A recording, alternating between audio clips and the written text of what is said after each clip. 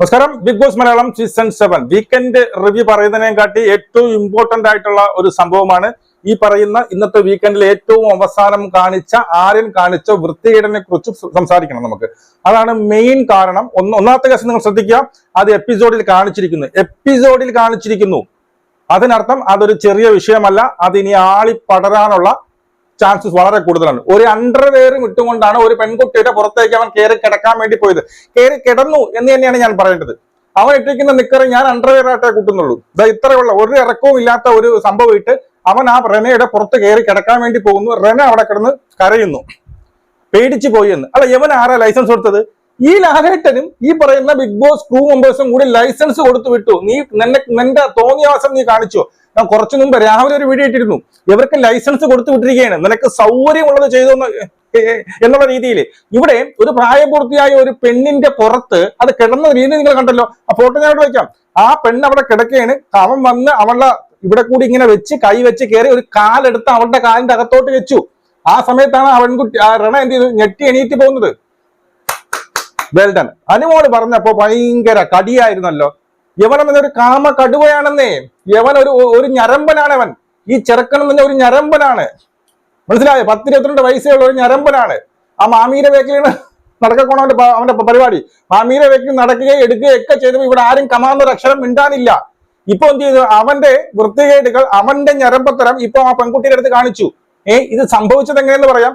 നൈറ്റാണ് സംഭവം. അവിടെ ഈ പറയുന്ന ആര്യന്റെ ബെഡിൽ ആര് കിടക്കുന്നു? നമ്മുടെ നെവിൻ കിടക്കുന്നു.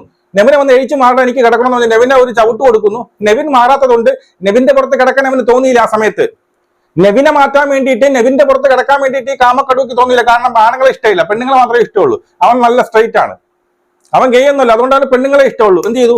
നെവിൻ എന്നെ എഴിച്ചു മാറാത്തോണ്ട് ഇവൻ നേരെ പോയി നെവിന്റെ ബെഡിൽ കിടക്കുന്നു. അപ്പൊ തന്നെ നെവിൻ എന്ത് ചെയ്തു? എഴിച്ചു മാറി അനുമോളുടെ ബെഡിലേക്ക് നെവിൻ പോയി കിടക്കുന്നു. ആ സമയത്ത് ഇതെല്ലാം കണ്ടുകൊണ്ട് റെന നിൽക്കുന്നുണ്ട്. അവിടെ നിന്ന് ഈ പറയുന്ന നെവിൻ അയച്ചു പോയത് കണ്ടുകൊണ്ട് ഇവൻ വീണ്ടും അയച്ച് കിടക്കാൻ വരുമ്പോൾ ഈ റെന ഓടിച്ചെന്ന് എന്ത് ചെയ്യുന്നു? ഇവന്റെ ബെഡിലേക്ക് കിടക്കുന്നു. ഒരു തമാശയിൽ കിടന്നതാണ്, ഒന്നും നോക്കിയില്ല. അവൻ പെട്ടെന്ന് അവളെ പുറത്തേക്ക് ചാടി കിടക്കാൻ വേണ്ടി പോവുകയാണ്. കിടക്കാൻ രണ്ട് കൈ അവളുടെ അപ്പുറത്തും ഇപ്പുറത്തും രണ്ട് കൈ ഇങ്ങനെ ഊന്നിയിട്ട് ഇവന്റെ കാലെടുത്ത് ഈ പറയുന്ന റെനയുടെ അപ്പുറത്തേക്ക് കൊണ്ടുവന്നിങ്ങനെ അടുപ്പിക്കാൻ ശ്രമിക്കുക. ആ സമയത്താണ് അവളെ ഞെട്ടി എന്ത് ചെയ്തു? കരിച്ചഴിച്ചു പോകുന്നത്. അപ്പൊ ഇതിനെന്ത് പറയും? പാവമല്ലേ? ഇതൊന്നും അല്ല. അയ്യോ പാവം പിഞ്ചു പൈതൽ. ഇതൊന്നും ബാഡ് ഇന്റൻഷനോടെ അല്ല. അതൊക്കെ കളി. ലാലേട്ടമെന്ന് പറയും അതൊക്കെ മോശം, അതൊക്കെ നിങ്ങൾ അങ്ങനെയൊക്കെ കാണാം, ഇതൊക്കെ അങ്ങനെ തെറ്റായിട്ടൊന്നും നിങ്ങൾ ചിന്തിക്കരുത്. അതവൻ കൊച്ചു ചെറുക്കനല്ലേ, അവൻ കളിച്ചതാണ്.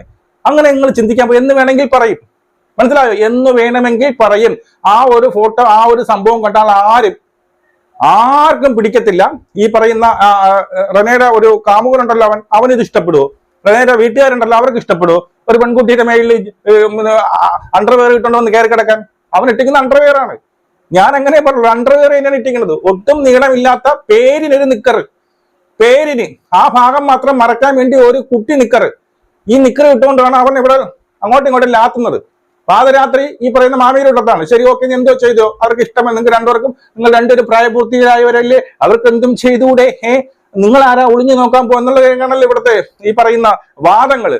ശരി, ഓക്കെ, വാദം സമ്മതിച്ചു. ഇതോ ഇപ്പൊ അവളുടെ കൺസെന്റ് ഇല്ലല്ലോ. അവളുടെ കൺസെന്റ് ഇല്ലാതെ ഒരു പ്രായപൂർത്തിയായ ഒരു പെണ്ണിന്റെ ഭാഗത്ത് ഈ പറയുന്ന കുട്ടി നിക്കറ് ഇട്ടുകൊണ്ട് കയറി കിടക്കാൻ നിനക്ക് ആരെ അധികാരം തന്നു എന്നുള്ളതാണ് എന്റെ ക്വസ്റ്റ്യൻ. നിനക്ക് ആരെ അധികാരം തന്നു? അതിനുശേഷം റെന നേരെ വന്ന് എന്ത് ചെയ്യുന്നുണ്ട്? നമ്മുടെ ബിന്നിയുടെ അടുത്ത് കാര്യം പറയുന്നുണ്ട്. ബിന്നി പറയുന്ന കാര്യം ഇതാണ്: നിനക്ക് അവൻ ബാഡ് ഇന്റൻഷനോടെയാണ് തൊട്ടെന്ന് ഉറപ്പുണ്ടെങ്കിൽ മാത്രം ഇത് റൈസ് ചെയ്യുക, ഇല്ലെങ്കിൽ നീ അത് വിട്ട് കളയുക. കാരണം ഇവർക്ക് പേടിയുണ്ട്. അനുമോളൊരു കാര്യം പറഞ്ഞു, അവളെ ഫയർ ചെയ്തു. ഇപ്പോ ഈ പറയുന്ന ലക്ഷ്മി ഒരു കാര്യം പറഞ്ഞു, അവർക്കും കൊടുത്തു. ലക്ഷ്മിയുടെ കാര്യം മാത്രമേ നമുക്കിതിൽ പ്രൂഫായിട്ട് തെറ്റാണെന്ന് നമുക്ക് മനസ്സിലായിട്ടുള്ളൂ. ഇതും ഇവരെന്ന് പറഞ്ഞു കഴിഞ്ഞാൽ ഈ പറയുന്നവർക്കാണ് കുറ്റം, പറയുന്നവർക്കാണ് മൊത്തം കുറ്റം. ഇനി വന്ന് പറഞ്ഞു നാളെ ഞാൻ വേറൊരു അർത്ഥത്തിൽ എടുത്തോ എന്ന് അവർ വിചാരിക്കും. അതുകൊണ്ട് അവിടെ ഇരുന്നുകൊണ്ട് ഈ പറയുന്ന ബിന്നി പറയുന്നുണ്ട്, നീ ചോദിക്കണമെങ്കിൽ സ്ട്രോങ് ആയിട്ട് ചോദിക്കണം, ഇല്ലെങ്കിൽ നീ അതങ്ങ് വിട്ട് കളയണം.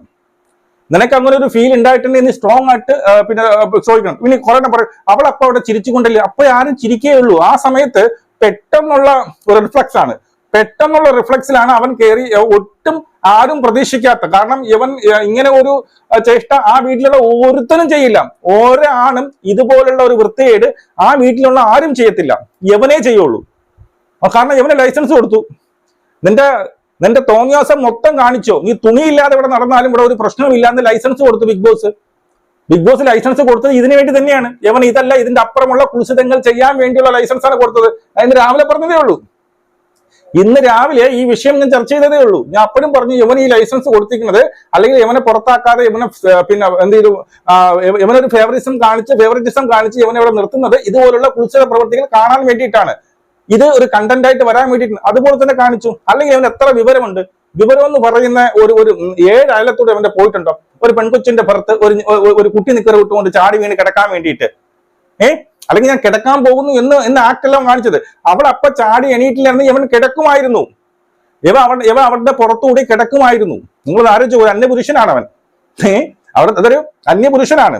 അവിടെ ആ പെൺകുട്ടി കിടക്കുമ്പോൾ അവളുടെ 2 സൈഡിലോട്ട് കൈ വെച്ച് കാലും കൂടി എടുത്ത് അവളുടെ കാലിന്റെ അവിടെ ഇട്ട് അടുപ്പിച്ചു. മനസ്സിലായോ? കാലെടുത്ത് അടുപ്പിച്ചു. ആ സമയത്താണ് അവൾ പേടിച്ചുകൊണ്ട് ഓടിയത്. അപ്പോ ഇതൊക്കെ എന്ത് പറ. അതാണ് ഞാൻ പറഞ്ഞത്. ദൈവം ഇപ്പോഴൊക്കെ ദൈവം അപ്പ കൊടുക്കുന്നുണ്ട്. എന്തൊക്കെ ഇനി വരും ദിവസങ്ങളിൽ എന്തൊക്കെയാണ് ഈ പറയുന്ന ഈ ഞരമ്പുരൊക്കെ കാണിക്കാൻ പോകുന്നതിന് കണ്ടറിയാം. മനസ്സിലായോ? ഇതല്ല, ഇതിന്റെ അപ്പുറം കാണിച്ചു. അതുപോലെ ഇതൊരു വലിയ വിഷയമായിട്ട് പോകാൻ ചാൻസ് ഉണ്ട്. റെനെ അവിടെ നിന്ന് ഞാൻ പേടിച്ചു പോയി എന്ന് പറഞ്ഞ് കരഞ്ഞ് പേടിച്ചു പോകും. പിന്നെ റിയലൈസ് ചെയ്യുമ്പോൾ വീട്ടുകാരെങ്ങനെ കണ്ടിരിക്കും, ഇത് പുറത്തു പോകുന്ന സാധനമാണ്, അവിടെ കെട്ടാൻ പോകുന്ന പയ്യൻ എന്ത് വിചാരിക്കും എന്നൊക്കെ ഉള്ള പേടി ഉണ്ടാവും. ആ പേടിച്ച് പിന്നെ റിയലൈസ് ചെയ്താണ് ഇതിരുന്ന് കരയുന്നത്. ഇതിനെയും നിങ്ങൾ വന്ന് താലോലിച്ച് വിടും. അവനെ ഇങ്ങനെ അവത്ത് വിടൂ. അവനെ ആരെക്കുറിച്ചും എന്തും പറയാം, ആരെ വേണോ ദേഹോപദ്രവം ചെയ്യാം, ആരെ വേണോ വൃത്തിയായിട്ട് പറയാം, എന്ത് കോപ്പും ചെയ്യാം. അവിടെ എല്ലാം നിങ്ങൾ അവനെ സപ്പോർട്ട് ചെയ്തുകൊണ്ട് അവൻ എന്ത് ചെയ്തു, ഒരു ബൂസ്റ്റ് കൊടുത്തങ്ങ് വിട്ടിരിക്കുകയാണ് അവന്റെ കേളികൾ ഇവിടെ ആടാൻ വേണ്ടിയിട്ട്. അവൻ ഇവിടെ കിടന്ന് ഓരോ വൃത്തികേടുകൾ കാണിച്ചുകൊണ്ടിരിക്കുകയാണ്. ഈ പറയുന്ന ആര്യനെ പൊക്കുന്ന കുറെ ഉണ്ടല്ലോ. ആര്യൻ പാവമാണ്, കുഞ്ഞു അവന് വേറെ ബെഡില്ലേ, അവന് വേറെ ബെഡില്ല. അവൻ ജിസേൽ മാമിയുടെ അടുത്തേ കിടക്കൂ. അവന് വേറെ ഒരു ബെഡും ഇല്ല. അവൻ അവിടെ കിടക്കും. 10 എണ്ണം ഇനി ആ വീട്ടിലെ മൊത്തം പോയാലും അവൻ അവിടെ കിടക്കത്തുള്ളൂ. മനസ്സിലായോ? അതെന്തോ ആയിക്കോട്ടെ. അവൾക്ക് പ്രശ്നമില്ലെങ്കിൽ പിന്നെ വേറെ എന്താ പ്രശ്നം? അവൻ അവിടെ കിടക്കട്ടെ. പക്ഷെ പ്രശ്നമുള്ളവരുണ്ട്, കുറച്ച് മര്യാദയ്ക്ക് ജീവിക്കുന്നവരുണ്ട്. അവരെ പുറത്ത് കയറി കഴിഞ്ഞാൽ ഇത് സംഭവിക്കും. ഇത് ഇനിയും നിങ്ങൾ ഇങ്ങനെ വിടുകയാണെങ്കിൽ ഇത് ഇനിയും ആവർത്തിക്കും. ഇത് തുടക്ക ദിവസം തന്നെ അതാര് നമ്മുടെ ശരിക കലാഭവൻ സരിക പറഞ്ഞതാണ്. ഇവൻ അപ്പയെ ഒരു വൃത്തിയായിട്ട വാക്ക് പറഞ്ഞു, നിന്നെ കയറി പിടിക്കണമെന്ന് അങ്ങനെ എന്തോ ഒരു വാക്ക് പറഞ്ഞു. അവിടെ വെച്ച് തുടങ്ങിയ ഇവന്റെ ഞരമ്പ് രോഗമാണ് ഇപ്പോഴും നിലനിന്ന് പോകുന്നത്. Very good. ദൈവം എന്നൊരാളുണ്ട്. ഇത് അങ്ങനെ ഇങ്ങനെ തീരുന്ന ഒരു കേസല്ല. ഒന്നാമത് മെയിൻ എപ്പിസോഡിൽ കാണിച്ച സംഭവമാണ്. ഇനിയും ഇതിനും ന്യായീകരണങ്ങളുമായിട്ട് പിന്നെ ന്യായീകരണ തൊഴിലാളികൾ വരും. ഓക്കെ ആയിക്കോ, എന്തോ ആയിക്കോ. ഇനി ലാലേട്ടൻ അടുത്ത വീക്ക് വന്ന് ഇതിനെ എങ്ങനെ ഹാൻഡിൽ ചെയ്യുന്നു എന്നുള്ളത് മാത്രം നമുക്ക് നോക്കിയാൽ മതി. ഇനി എപ്പിസോഡിലേക്ക് വന്നു കഴിഞ്ഞാൽ 2 പേര് എവിറ്റായി പോയി. എന്തിനാണ് ആ സാബുമാൻ അവിടെ കിടക്കുന്നത് ഒരു പിടുത്തവുമില്ല. 2 പേരും നെഗറ്റീവ് ഓർ പോസിറ്റീവ് കണ്ടന്റ് തരുന്നവരായിരുന്നു. അവിടെ സാബുമോൻ കിടക്കുമ്പോൾ, സാബുമോൻ എന്ന് പറഞ്ഞ ഒരു പടു വേസ്റ്റ് അവിടെ കിടക്കുമ്പോൾ ഒരു ഉപകാരത്തിനും കൊള്ളാതെ, ഒരു വകയ്ക്കും കൊള്ളാതെ ഒരു പടു വേസ്റ്റ് അവിടെ കിടക്കുമ്പോൾ ഇവര് പോയ 2 പേരുടെയും അൺഫെയർ ആയിട്ടുള്ള ഒരു എവിക്ഷൻ ആണെന്ന് ഞാൻ പറയും. സാബുമോന്റെ കൂട്ടത്ത് ഈ പറയുന്ന മസ്താനയും കൂടി പോയെങ്കിൽ ശരി, ഓക്കെ, കുഴപ്പമില്ല. അല്ലെങ്കിൽ സാബുമോന്റെ കൂട്ടത്ത് ഈ പറയുന്ന പ്രവീണും കൂടി പോയി, ഈ പ്രവീണായാലും ഈ പറയുന്ന മസ്താനായാലും ഒരുപോലെ കോണ്ടന്റ് തരുന്നവർ, അത് നെഗറ്റീവ് ഓർ പോസിറ്റീവ് ഏത് രീതിയിലാണ് കോണ്ടന്റ് തരുന്നവരാണ്. പക്ഷെ ഒരു കോണ്ടന്റ് തരാതെ അവിടെ ഇളിച്ചുകൊണ്ടിരിക്കുന്ന സാബുമാൻ ഉള്ളപ്പോ ഇവര് പുറത്തായത് വളരെ അൺഫെയർ ആണ്. അതുമല്ല, മറ്റാരെയും കുറ്റം പറയേണ്ട. ഇവരെയൊക്കെ ഇന്റർവ്യൂ ചെയ്തെടുത്ത കുറെ മഹാന്മാരുണ്ടല്ലോ, അവരൊക്കെ എന്താ സൂം മീറ്റിംഗ്, മറ്റേ മീറ്റിംഗ്, പിന്നെ സൈക്കോളജിസ്റ്റിന്റെ മീറ്റിംഗ്, എന്താ തേങ്ങ മാങ്ങയെന്നൊക്കെ പറഞ്ഞൊക്കെ എടുത്തത്.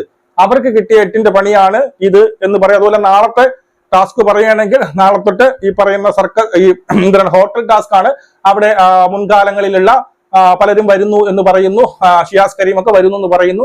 വരട്ടെ, നന്നായിരിക്കട്ടെ. എന്തായാലും ഞാൻ ഇന്ന് ഹാപ്പിയാണ്. ഇനി അടുത്ത വീക്കെൻഡിനെ ഇത് എങ്ങനെ കൈകാര്യം ചെയ്യുന്നു എന്നതിലിരിക്കും. ഈ ഫയർ, ഇന്ന് ലാലേട്ടൻ കാണിച്ച ഫയർ അന്ന് കണ്ടാ മതി. അതാ മോനെ കുഴപ്പമില്ല, നീ തുണിയില്ലാതെ വേണേ കയറിക്കോ എന്ന് പറയുന്നത് എനിക്ക് അറിയത്തില്ല. നമുക്കത് കണ്ടു തന്നെ അറിയാം. നമുക്ക് വീണ്ടും കാണാം. ജയ് ഹിന്ദ്.